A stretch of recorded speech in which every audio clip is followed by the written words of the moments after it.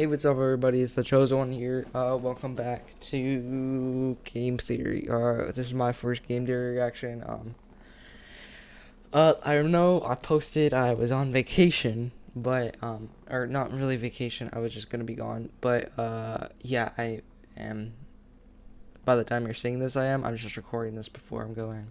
I've been all the videos going right now are all that. Yeah. So. Shout out to Game Theory. I'm pretty sure if you're watching this video, you've subscribed to Game Theory.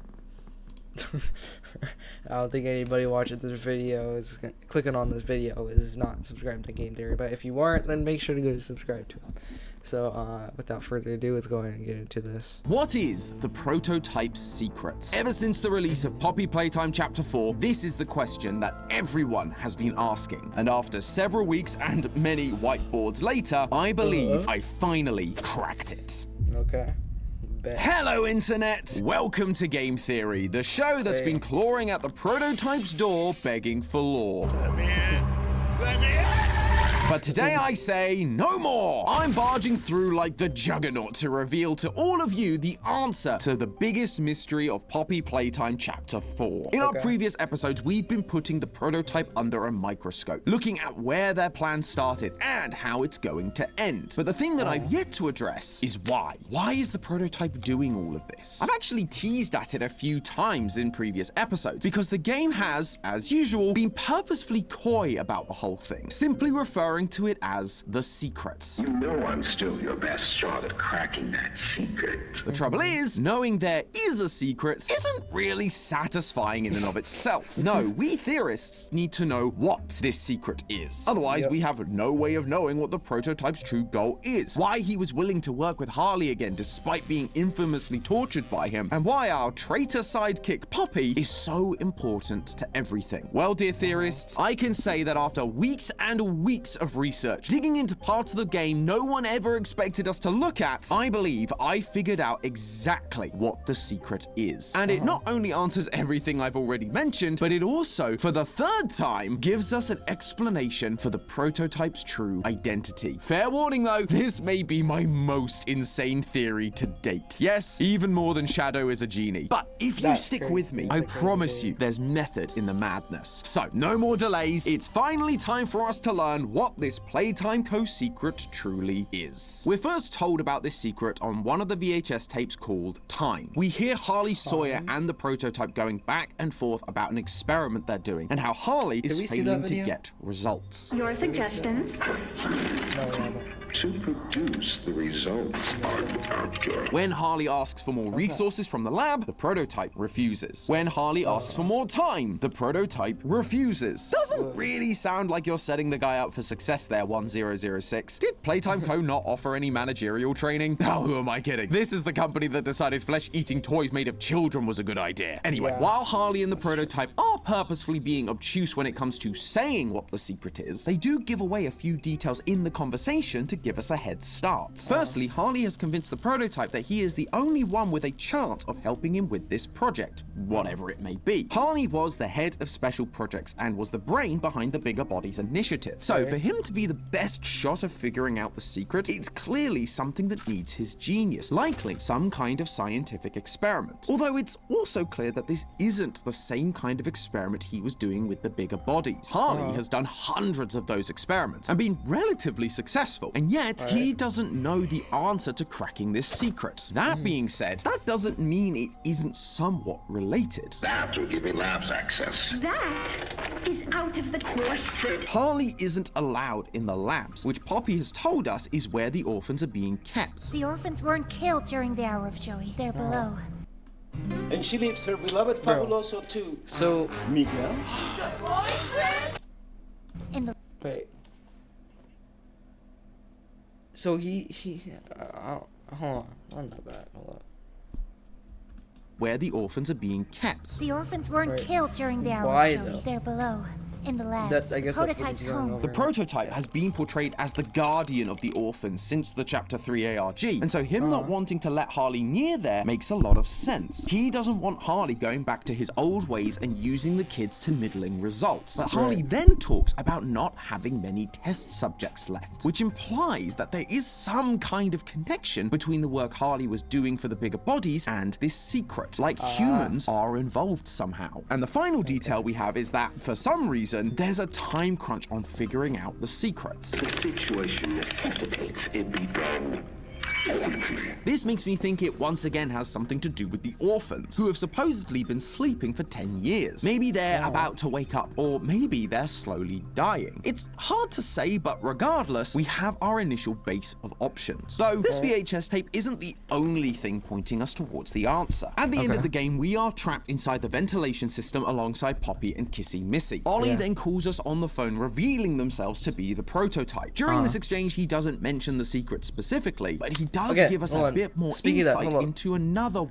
Okay, so if you guys watched my video, or you guys just seen the game or whatever, if you played it or whatever, you guys know that you guys probably noticed that Ollie's voice has changed. In Chapter 4, it's different than Chapter 3. So which I don't know. Okay, so Prototype said in this scene that it had been, and Ollie asked him, or Poppy asked him, was there ever Ollie? And he said yes, but that was a long time ago. Which I don't know why the prototype would lie about that, but if he was, it could have been Ollie. They're all Chapter 4 and all Chapter 3 and all Chapter 4 until that, or it could have been Ollie never, or it could have been Ollie through Chapter 3, but it was the prototype, but they're all Chapter 4. Because I don't know why his voice would have changed. Like, maybe the guy probably quit or something, I don't know, or girl probably. But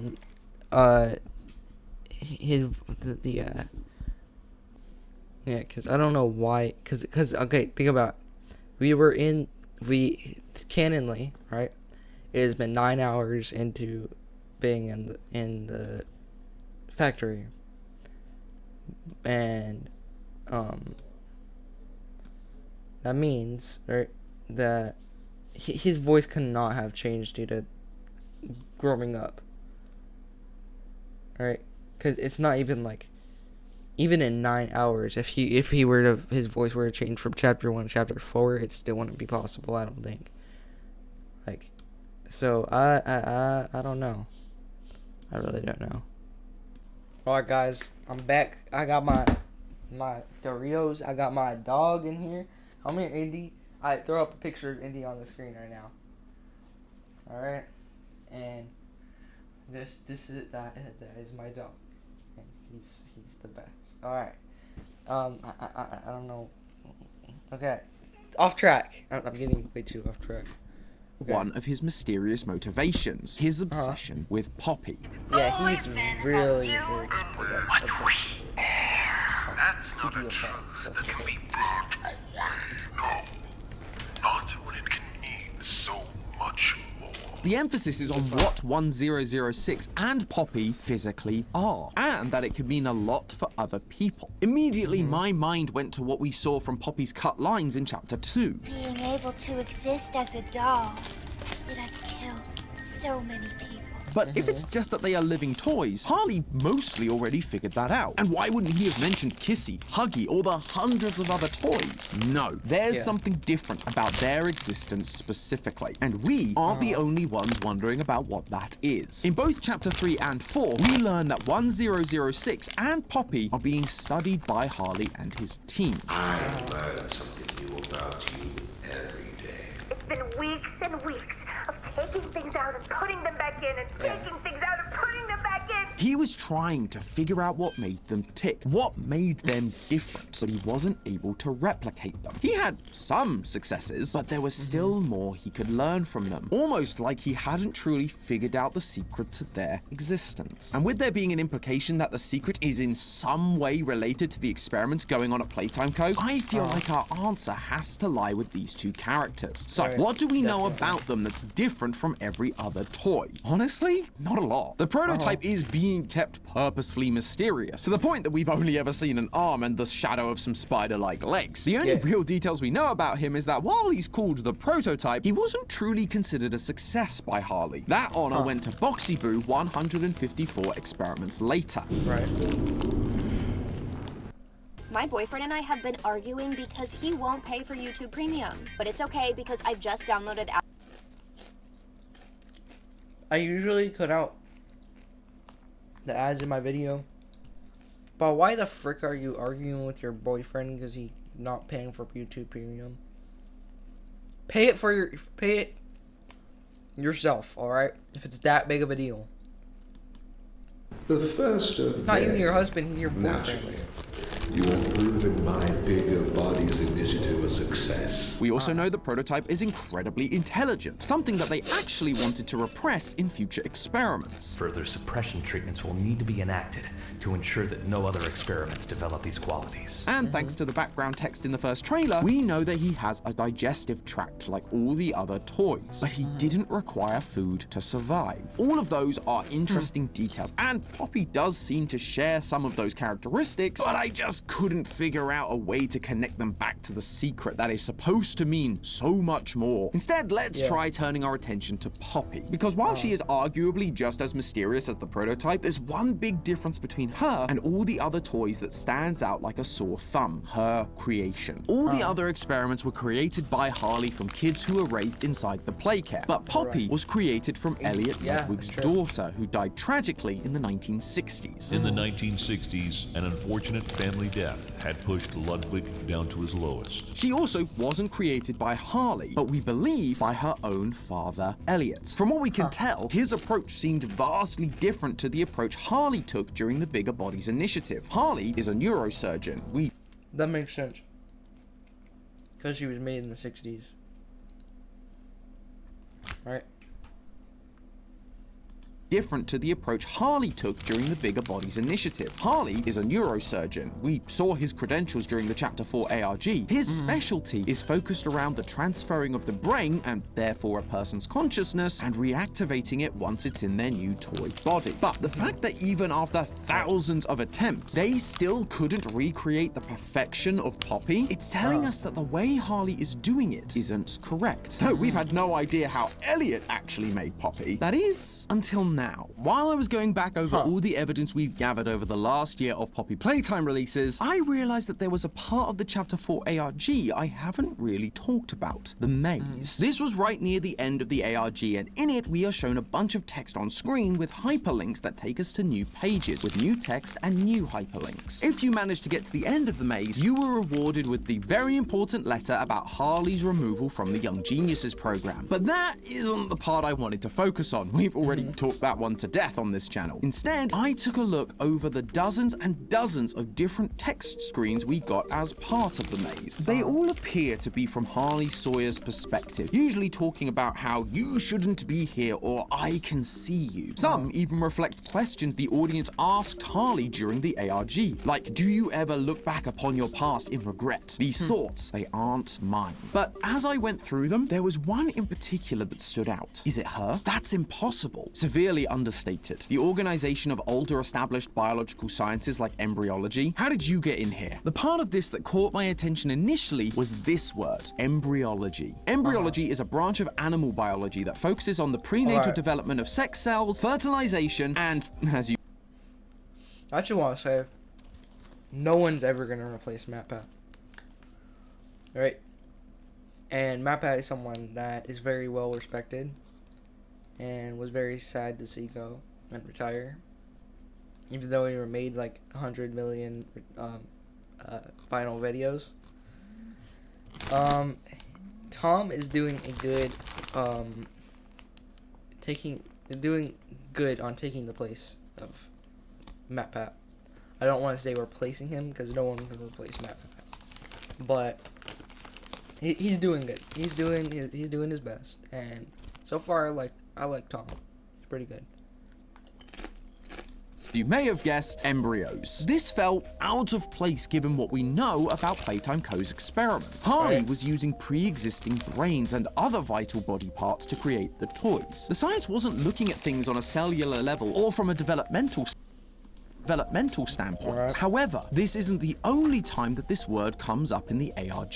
If you've seen our recent Poppy Brogard's timeline short, you may know where I'm going with this. And if you haven't, you should probably subscribe so you don't miss out on crucial lore drops like this. Let's see if you can do it faster than I can summarize this short. Ready? Go! During the ARG, we learnt about the now infamous theater incident via a zip folder that contained a number of photos of burnt items. Some were toys, one was a theater projector, but one was a torn up document. This document contained phrases from Harley cursing Elliot Ludwig for kicking him out of the Young Geniuses program. Though, if you look closely, the document he wrote on wasn't just any old document. It's actually an excerpt from a research paper, Unifying Biology, the Evolutionary Synthesis and Evolutionary Biology. Now, this paper was originally published in 1996, which breaks the timeline every which way from Sunday, but regardless, it is a very interesting read when considering what we've already been talking about. And time! Did you do it? Did you hit the subscribe button? Oh, you did. Huh, I need to up my game, give you guys a real challenge next time. But anyway, this paper discusses how science has approached evolutionary theories over the years, with the parts we're seeing from the theater incident referencing how Darwin's natural selection theories and evolution in general were almost entirely abandoned by the scientific community at one point. Scientists at the time wanted to lean away from what they considered natural sciences and focus more on the newer, shinier, experimental sciences like embryology. Oh hey, there it is again. Basically, rather than just observing larger changes over long periods of time, you could do experiments on the cellular level of embryos, observe their development, and potentially alter their evolution through direct environmental factors. And all of this was happening, get this, during the 1930s.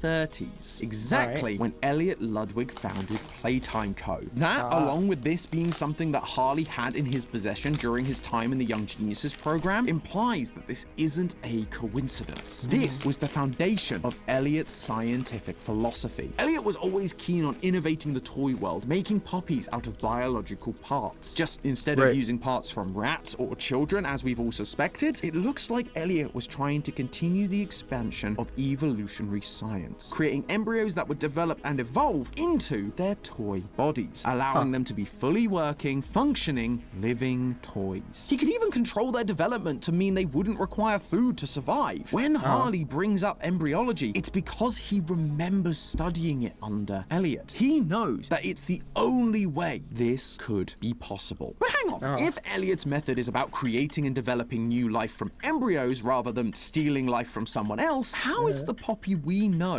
Elliot's daughter? She died in the 1960s, and yet this Poppy knows that Elliot is her father. I wish you were here, Dad. In the cut lines from chapter 2, she also seems to be aware of what exactly she is. And I am the cause.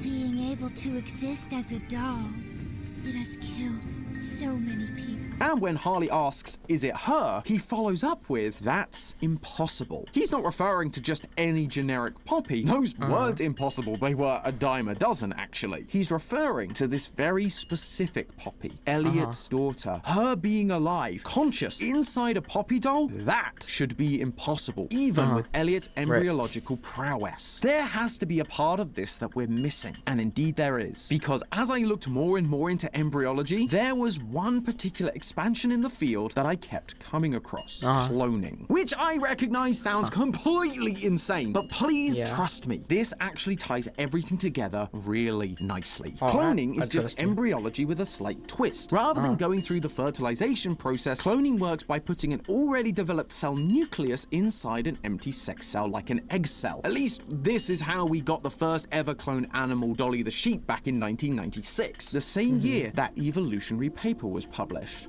From there, the cells divide into a viable embryo and then into whatever creature the cell originally came from. Because there's no fertilization, there's no mixing together of different DNA. Instead, it's identical DNA to the original donor. Elliot has mastered embryology and found ways to make embryos develop as he needed to create skeletons, organs, eyes, all within a toy body. So, when his daughter was dying tragically in the 1960s, would it be unreasonable for him to use that knowledge to take her cells and put them into the embryos he was using to make the biological Poppy dolls, forcing it to develop more intelligence and personality so it could actually become his daughter rather than a generic living doll like the others, essentially negating the whole being dead thing. Now, in reality, cloning doesn't really transfer things like memories or personalities. That is known as the resurrection fallacy, and it's a bit of a misconception. Your memories and personality are products of your environment rather than your inherent nature and DNA, which is a whole debate in and of itself that we're not going to go into today. However, it's possible that Mob is going down the more sci-fi route with this. I mean, we've got kids being turned into toys. What isn't sci-fi about this series? In many a sci-fi franchise, we've seen clones show up with their original memories intact. Heck, even Garten of Banban has been using this trope when it comes to making their mascots out of other people's DNA. This could very well be what's happening in Poppy Playtime, with Elliot's daughter essentially continuing her existence as Poppy rather than this Poppy being an entirely new person just with the same DNA, which is then why she knows about what she is and who her father is. But at the start of all this, I said that the secret had to do with both Poppy and the prototype, and from what we can tell, Elliot didn't make the prototype, Harley did. So all this embryology stuff can't be the secret,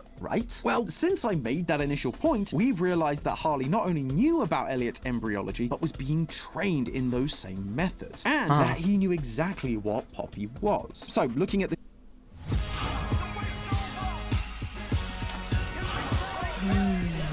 this from a logical perspective, which may be rich for this franchise, but we're going to try anyway. If I'm Harley and I'm trying to recreate Poppy, the first thing I would do is attempt to do things how Elliot did them, using the Poppy flower and embryology to try and bring to life the first successful bigger body, a creature that evolved to fit and combine with its robotic body. Obviously, it wasn't a total success, which would eventually lead to Harley abandoning Elliot's methodology for his own, making the prototype completely different to the other living experiments, and more similar to Poppy. But if Harley was following Elliot's methodology, that would mean he'd need a donor to make this biological clone from, someone whose life could be worth extending. Well, who better than the main man himself, Elliot? For a long time, we theorized that 1006 was actually Elliot Ludwig. Both of them were incredibly intelligent and both cared deeply for the orphans. Then Elliot was killed and turned into the prototype by Harley and the Playtime co-executives for getting in their way. And during chapter 4, we got these lines from the prototype that had the entire fandom feeling like this had to be the case. Come home.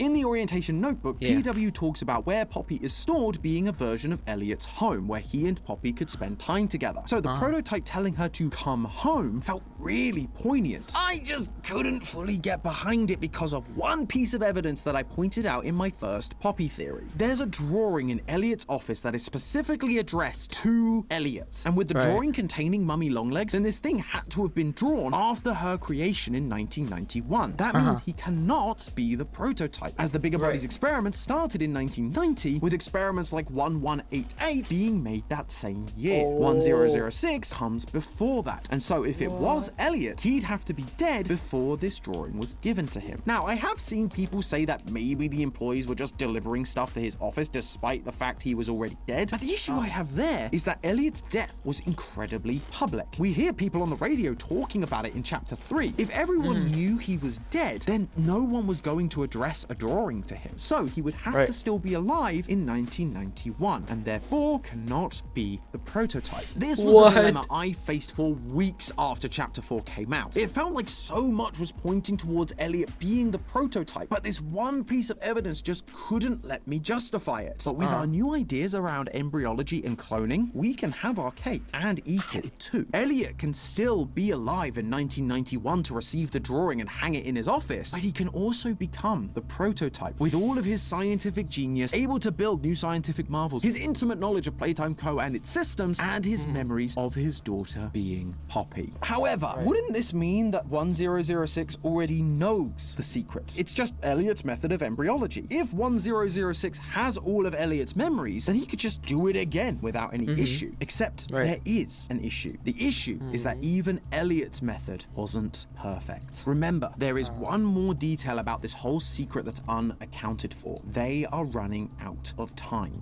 Time is precisely what we do not have. If Elliot had figured out the next step of evolution, developing embryos that would naturally grow to fill the toys, able to use cloning in order that someone could live on as a toy, he'd have still missed out on the one thing that even Harley was trying to avoid. But I am simply a man who will escape from incineration and embrace the infinite.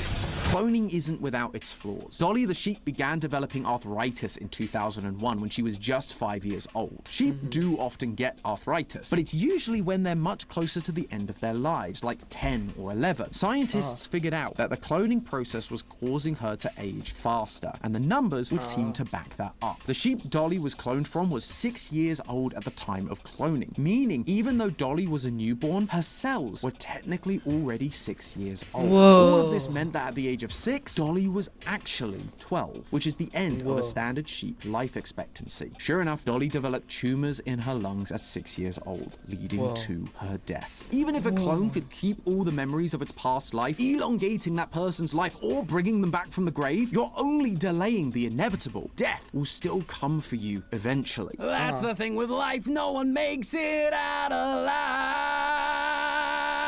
And I believe we're actually seeing this in Poppy Playtime. Many fans have been quick to point out that in each chapter, Poppy's eyes have begun to change. You could chalk this up to the mob team just getting better as the chapters go on, finessing and improving the designs. But it isn't just that Poppy's design is getting more detailed. In each chapter, Poppy's eyes have become more bloodshot. In chapter 4, almost the entire side of the chapter in the design. You could chalk this up to the mob team. What?